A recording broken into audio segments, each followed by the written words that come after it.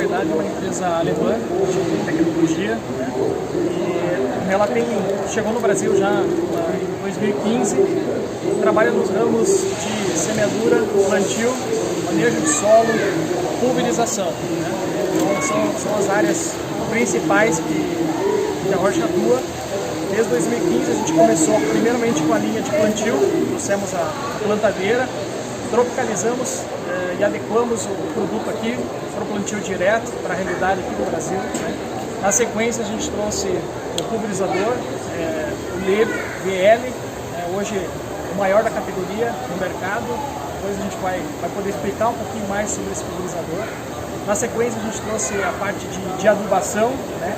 E agora também de manejo de solo, manejo de coberturas. Então, uma série de novidades que a gente está trazendo, está expondo aqui na feira, tem alguns lançamentos também. Então, para você que quer vir conhecer, venha para a Tecnoshow, venha conhecer os produtos, que tem uma equipe aqui à disposição para lhe atender e também entender a realidade, a sua realidade, para ver de que forma a Roche pode estar atuando e trazendo novas soluções e novas tecnologias para você, produtor, aqui da região de Goiás. Parte de revenda, parte de montagem, fábrica, já tem no Brasil? Como é que está esse processo? Já tem no Brasil, né? A gente montou a fábrica, a gente está com a fábrica desde 2016 no Brasil.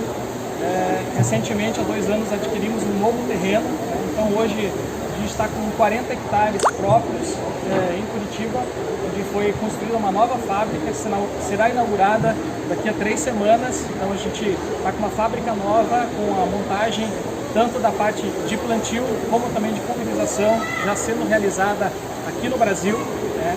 Estamos também com uma rede de funcionários com mais de 10 grupos, com mais de 25 lojas atendendo as mais diversas áreas do Brasil.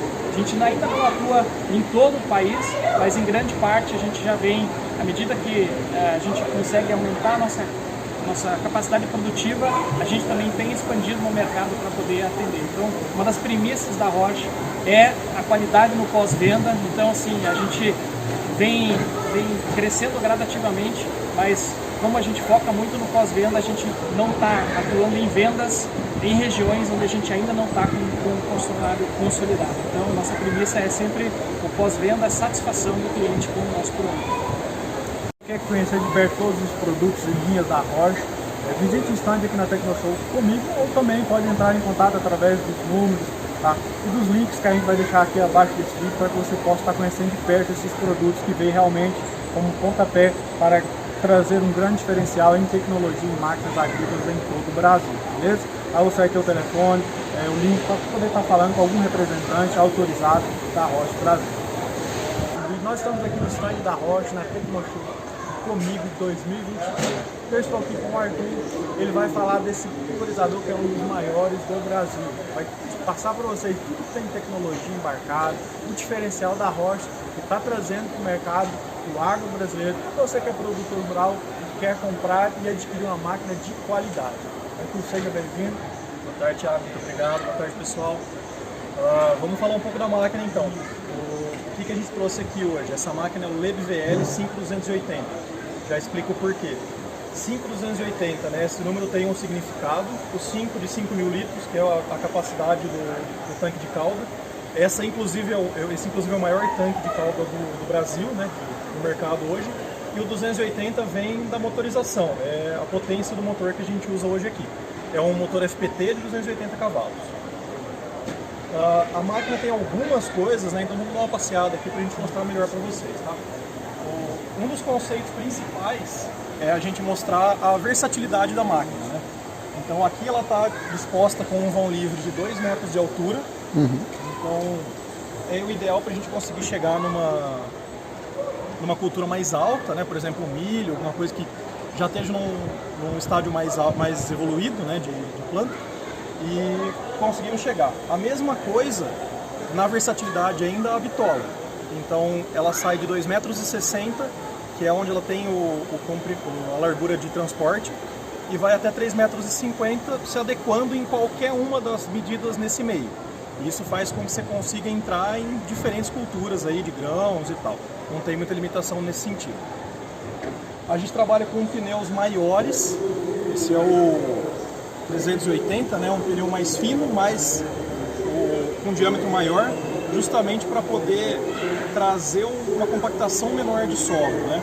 Por ser uma máquina de 5.000 litros, essa é uma grande preocupação do pessoal, e a gente coloca esse pneu maior para já trazer uma área de contato maior com o solo e, consequentemente, uma menor compactação. Falando de compactação, um outro ponto que é bem importante de a gente comentar aqui é a distribuição de peso da máquina. Então a gente conseguiu, usando alguns conceitos de design, né, e modelagem, trazer uma máquina com equilíbrio de peso. Então, nas diversas situações de pulverização ou de transporte, a gente tem uma distribuição de peso de 50-50. Ou seja, é o mesmo peso na dianteira que é o peso da traseira, diminuindo assim a compactação. É muito comum ver máquinas com um peso mais traseiro ou mais dianteiro, geralmente traseiro. Mas a ideia aqui é ter o mesmo nas duas, fazendo com que a compactação seja cada vez menor, né? Outras coisas que é legal da gente mostrar, vamos ficar pro lado de cá.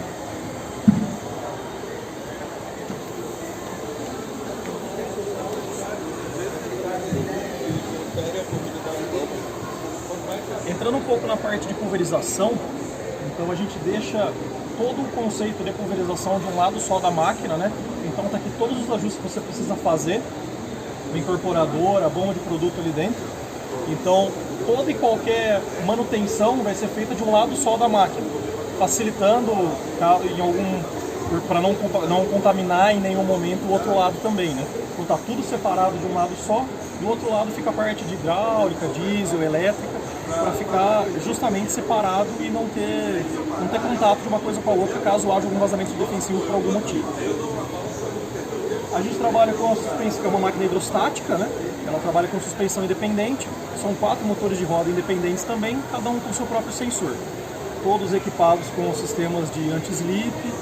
Então, se por algum motivo um dos pneus perder tração, ele imediatamente para de girar, ele não vai girar em falso, e o óleo que iria para aquele motor é transferido para os outros 3, o que faz com que os outros 3 ganhem o torque suficiente para tirar a máquina de onde quer que seja que tenha levantado um dos pneus. Né, sobre a versatilidade da máquina, a gente vai entrar na cabine daqui a pouco, mas é importante comentar, todos esses ajustes, né, tanto de bitola quanto de altura, são feitos de dentro da cabine e acionando só alguns botões, né? Então eu determino a largura que eu quero da minha bitola e automaticamente a máquina faz isso, a mesma coisa com a altura. Eu consigo variar ela centímetro a centímetro em qualquer um do range que eu tinha feito no começo. Um outro conceito que é bem legal da gente falar é um pouco de como funciona o sistema de barras. Falando de estabilidade de barra, isso é um outro mundo, né? Vamos falar aqui um pouco mais para cá, vem comigo. A gente vê aqui do lado. A gente trabalha com o conceito de barra pendular, né? Então ela vai estar fixada em um ponto só, lá para cima. E o controle dessa estabilidade ele é ativo. O que isso significa?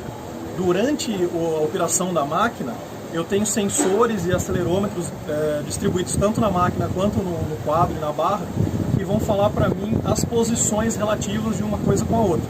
E a partir daí eu consigo atuar com cilindros e válvulas e principalmente, né, o conceito todo de software para ler todas essas informações e determinar aonde eu tenho que colocar a barra e onde eu tenho que colocar mais pressão ou menos pressão para poder fazer com que a barra se mantenha o mais estável possível.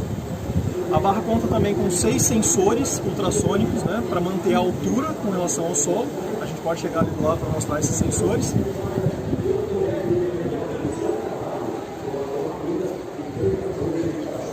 Temos 6 sensores como esse, espalhados ao longo da barra. Os sensores são os responsáveis, né, por manter a leitura da altura da barra em relação ao terreno. O fato de eles estarem distribuídos na barra, juntamente com a articulação da barra, né, faz com que a gente consiga fazer uma cópia mais fiel do solo. Então, eu não tenho uma articulação só na ponta do quadro ali, eu tenho mais uma articulação no meio da barra que faz com que eu consiga acompanhar melhor o meu terreno. Então, passar por uma curva de nível, ou um terraço, o que quer que seja, sem perder a distância com relação ao solo. Um outro conceito diferente, né, que essa máquina traz, uma outra tecnologia, é a tecnologia que chama Auto Select. Como isso funciona, né? eu consigo mostrar para minha máquina, determinar junto com ela, falar, olha, eu vou usar determinados tamanhos de bico, nesse caso um 0,2, 0,3 e 0,4, e a partir daí mostro para ela, né, faço a configuração lá dizendo qual a pressão que eu quero usar para cada um deles e aonde eles estão posicionados na barra, e a partir daí a máquina consegue calcular, de acordo com a vazão e velocidade que eu vou usar, qual bico ela vai trabalhar e qual bico ela vai abrir para atingir aquela vazão a determinada velocidade. Isso nos dá um range muito grande de aplicação. Então eu consigo trabalhar às vezes no range de 20 km por hora, por exemplo, variando os bicos que eu estou trabalhando para manter a taxa e garantir que numa manobra ou em algum momento que eu tenho que reduzir a velocidade, eu não perca a qualidade de aplicação e consiga atingir a mesma taxa que eu gostaria de atingir. Arthur, e aqui dentro da nossa cabine, o que tem de diferencial, tecnologia embarcada, que a Roche traz? Tá, eu acho que o primeiro ponto que a gente tem que colocar aqui é o espaço. Você está vendo que a gente está os dois aqui dentro da cabine folgado, a gente não está se trombando nem nada.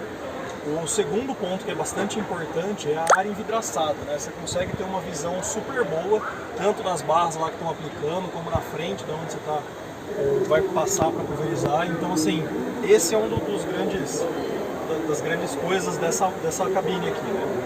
Além de, claro, né, todo o controle de ajuste da direção e tal, além dos monitores que vão ser onde a gente vai controlar todas as funções da máquina. Então, o sistema de pulverização, ele fica todo nesse monitor aqui embaixo. O sistema de pulverização é um sistema ISO. O que isso significa? O que ele traz de vantagem para a gente? Eu consigo ligar ele nos mais diferentes monitores e sistemas de piloto automático. Então, não necessariamente a gente precisa usar esse piloto automático aqui. A gente pode usar outros tipos de piloto, dependendo daquilo que o pessoal tem na fazenda, né? Às vezes ele tem uma base lá de outra marca e tal, e a máquina se adapta a esse tipo de função. Justamente por isso que as funções são separadas, né? Então, toda a parte de pulverização está aqui. Esse vai ser o modelo que vai aparecer independente do monitor que a gente estiver usando. E ali estão só as funções de máquina. O fato de ela estar parada vai fazer com que alguns erros surjam ali, isso é o padrão. Mas todos os controles que eu preciso estão ali. Então, por exemplo, eu consigo identificar a altura que a máquina vai trabalhar, eu consigo identificar a bitola, separar e setar controles como os controles de velocidade, por exemplo. Eu tenho dois controles de velocidade, né? Geralmente uso um para manobra e um para aplicação. E aí, junto com isso, eu consigo adicionar mais algumas características. No controle de velocidade da manobra, por exemplo, eu posso usar uma velocidade mais baixa, ligar automaticamente o direcional traseiro e desligar o piloto automático. Paro a pulverização e a barra sobe sozinha. Quando eu faço a manobra e retorno, assim que eu aciono a pulverização, a barra já desce sozinha. E se eu seleciono a segunda velocidade, né, que seria a velocidade de aplicação, ele automaticamente desliga o direcional traseiro e liga o piloto automático. Então faz com que a minha manobra, na realidade, seja apertar dois botões e virar o volante. Facilita o tempo de manobra. Exatamente, ela fica muito mais simples de ser realizada, né? Muito mais fácil para o operador, mais tranquilo para ele, ele gasta, tem que se preocupar menos com isso, consegue fazer de maneira mais tranquila, o que facilita a jornada de trabalho dele aqui dentro da cabine. Né?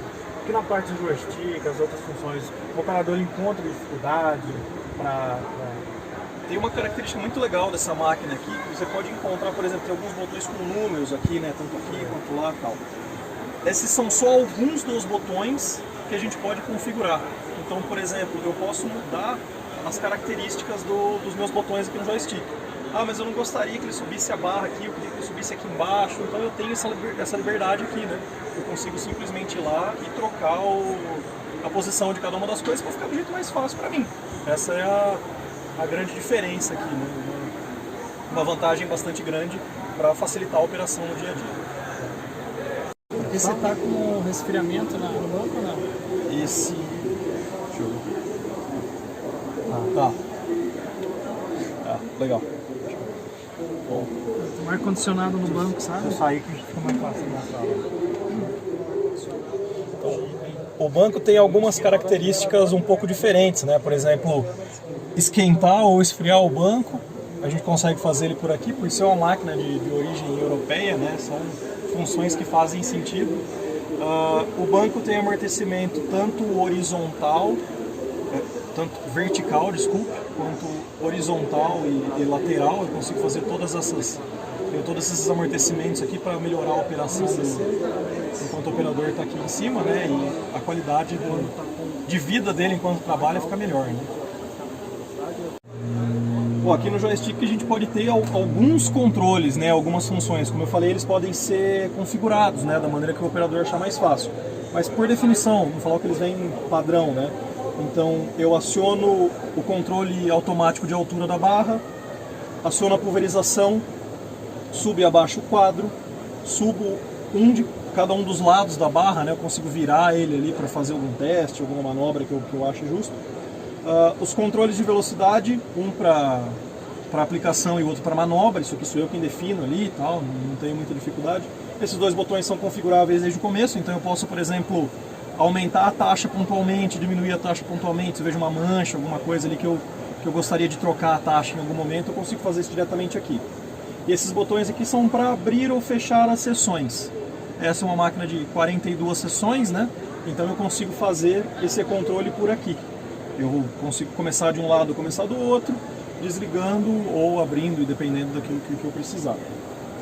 Aqui mais já no apoio de braço, né? Outra coisa, o joystick também funciona para fazer com que a máquina ande para frente e para trás, né? Eu tenho duas possibilidades, uma com o joystick aqui e outra com um acelerador aqui na cabine também, que é uma coisa que geralmente a gente não encontra muito nas máquinas, né? Então, para manobras, assim, para manobrar a máquina no pátio e tal, é muito tranquilo usar o acelerador pela similaridade com o carro mesmo, né? Que a gente acostuma a usar. Voltando para cá, eu tenho um controle todo pro monitor lá na frente, né? Então, independente do que eu preciso aqui, eu consigo setar ali as diferentes funções e tal, consigo trazer algumas informações diferentes ali no monitor. Uma alavanca para quando eu vou usar o acelerador para determinar se a máquina vai para frente ou para trás. E mais alguma série de botões aqui, né? Com essas alavancas eu controlo a barra, então eu posso subir e baixar os segmentos de barra, são com essas alavancas aqui. E aqui alguns outros controles, por exemplo, ligar direcional traseiro automático, ligar o direcional traseiro no modo manual, e daí eu jogo o meu joystick para um lado ou para o outro. Subir e abaixar a máquina, subir e abaixar a escada, então eu consigo fazer alguns outros controles por aqui. E esse aqui é um dos controles de aceleração, né? Então, por exemplo, eu quero manobrar a máquina, subir com ela na prancha, eu consigo aumentar ou diminuir o quanto o meu acelerador fica agressivo, né? Eu ajusto a agressividade dele aqui com relação a isso. Dentro da cabine aqui que a gente mais vê ar-condicionado, tem geladeira também. É isso, são as funções que a gente tem aqui de mais, né? Isso, exato. É um refrigeradorzinho pequeno, mas ele mantém... Pode com uma coquinha gelada. Ela não vai esquentar tão rápido, vai ficar mais tranquilo, o pessoal consegue ficar mais... Então, o trabalho melhora ali. O banco também ele é ajustável, a questão de... Para cima, para baixo, consigo ajustar a dureza da mola. O dono da fazenda operar, né? Então a gente consegue... Ela tem algumas características mesmo que são justamente para o conforto na operação. Isso daí faz uma diferença muito grande no dia a dia, né? Você está lá, por exemplo, imagine que metade dos operadores na Europa trabalha durante o dia e depois que vai fazer isso em casa, né? Então, ele quer sentar no lugar e se sentir confortável para fazer o trabalho que ele tem que fazer ainda. Isso aí ele consegue com o ruído baixo também, né? Exato.